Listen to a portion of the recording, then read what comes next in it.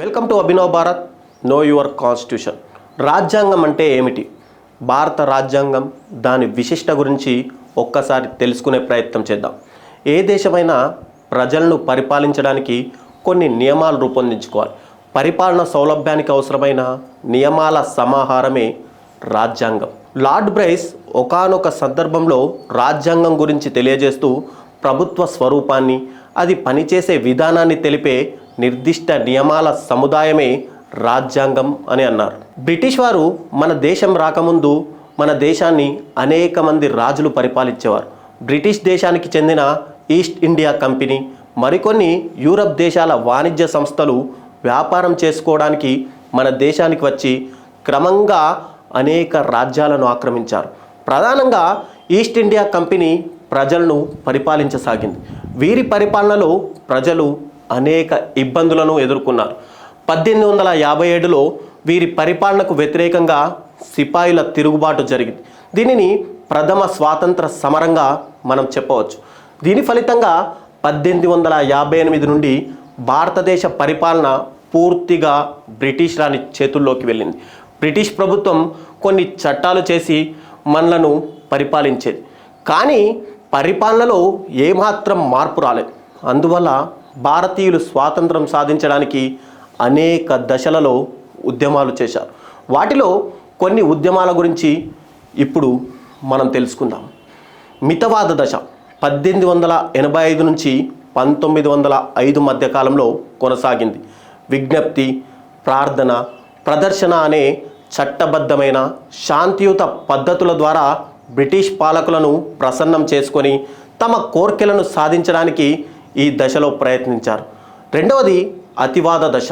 1905 నుంచి 1920 మధ్యకాలంలో ఇది కొనసాగింది.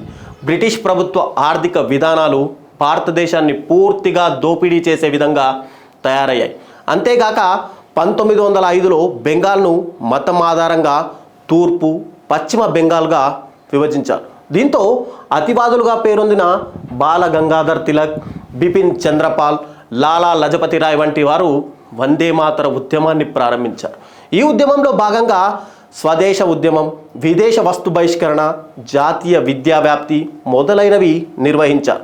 1916లో తిలక్, లజపతి రాయ్, అని బెసెంట్ వంటి వారు హోమ్ రూల్ ఉద్యమాన్ని ప్రారంభించారు. బ్రిటిష్ వారు హిందువుల, ముస్లింల మధ్య విభేదాలు సృష్టించడానికి భారత జాతీయ కాంగ్రెస్ పార్టీకి వ్యతిరేకంగా 1906లో ముస్లిం లీగ్ అనే పార్టీని స్థాపించడానికి కారకులయ్యారు. ఈ ఆలోచన చివరికి భారతదేశం నుండి 2 దేశాలుగా విడిపోవడానికి ఒక కారణం కూడా అయ్యింది. మూడవది గాంధీ యుగం. 1920 నుంచి 1947 మధ్యకాలంలో ఇది కొనసాగింది. తిలక్, లజపతి రాయ్ వంటి నాయకులు మరణించాక జాతీయోద్యమానికి మహాత్మా గాంధీ నాయకత్వం వహించారు. గాంధీ గారి నేతృత్వంలో అనేక ఉద్యమాలు జరిగాయి. 1920లో సహాయ నిరాకరణ ఉద్యమం ప్రారంభించారు. ఈ ఉద్యమంలో భాగంగా విదేశీ వస్తువులను బహిష్కరించడం, బ్రిటిష్ ప్రభుత్వం ఇచ్చిన బిరుదులను వెనక్కి ఇచ్చివేయడం, జాతీయ విద్యను ప్రోత్సహించడానికి కళాశాలలు, విద్యాలయాలు ఏర్పాటు చేసుకోవడం, స్వదేశీ వస్తువుల వినియోగాన్ని ప్రోత్సహించడం, అంటరానితనానికి వ్యతిరేకంగా ఉద్యమాన్ని నిర్వహించడం వంటి అనేక కార్యక్రమాలు చేపట్టారు. దీని ఫలితంగా స్వపరిపాలనకు భారతదేశం ఏ మేరకు సిద్ధంగా ఉందో తెలుసుకోవడానికి బ్రిటిష్ ప్రభుత్వం 1927లో సైమన్ కమిషన్ను వేసింది. కానీ ఈ కమిషన్ ఒక్క భారతీయుడు కూడా లేకపోవడంతో మన నాయకులు దీన్ని పూర్తిగా తిరస్కరించారు. 1930 జనవరి 26వ తేదీన జాతీయ త్రివర్ణ పతాకాన్ని ఎగరవేసి మన నాయకులు ఆ రోజుని స్వరాజ్య దినంగా ప్రకటించారు. బ్రిటిష్ ప్రభుత్వం నుండి స్పందన లేకపోవడంతో గాంధీజీ శాసనోల్లంఘన ఉద్యమాన్ని ప్రారంభించారు. దీనిలో భాగంగా సుశిక్షితులైన 79 మంది స్వచ్ఛంద సేవకులతో గుజరాత్లోని సబర్మతి ఆశ్రమం నుంచి 12/3/1930వ తేదీన బయలుదేరి పాదయాత్రగా 24 రోజుల్లో 241 మైళ్ళు ప్రయాణించి 6/4/1930న దండి చేరుకున్నారు. అక్కడ ఉప్పు చట్టాలకు వ్యతిరేకంగా ఉల్లంఘించారు. దీనిని ఉప్పు సత్యాగ్రహం లేదా దండి సత్యాగ్రహం అని కూడా అంటారు. ఈ ఉద్యమం ఫలితంగా 1931లో మహాత్మా గాంధీ, వైస్రాయ్ ఇర్విన్ మధ్య ఇర్విన్ ఒడంబడిక జరిగింది.